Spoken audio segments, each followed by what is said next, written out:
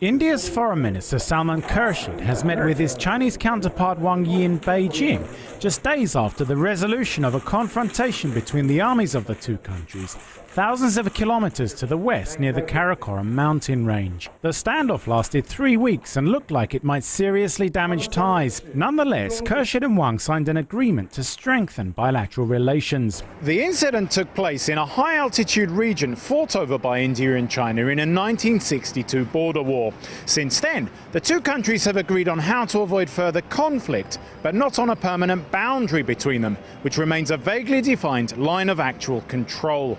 Reports say Chinese troops set up camp inside Indian territory and only withdrew once the Indians had agreed to demolish a recently built line of defensive bunkers.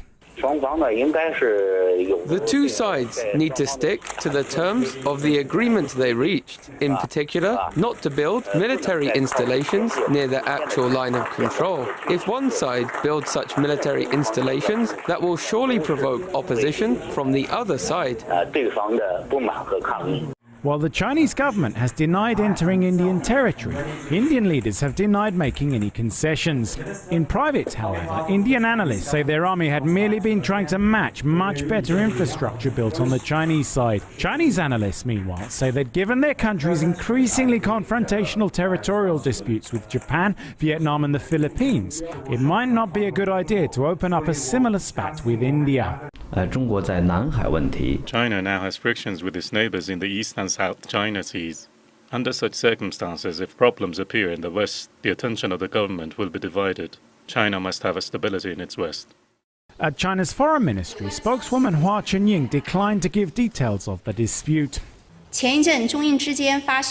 Last week there was a border incident between China and India. Through joint efforts, the issue has been timely and properly solved, coinciding with the wishes and basic interests of both countries. We also hope that India maintains a constructive attitude and explores cooperation of all aspects, and at the same time will continue to maintain the peace of the border area.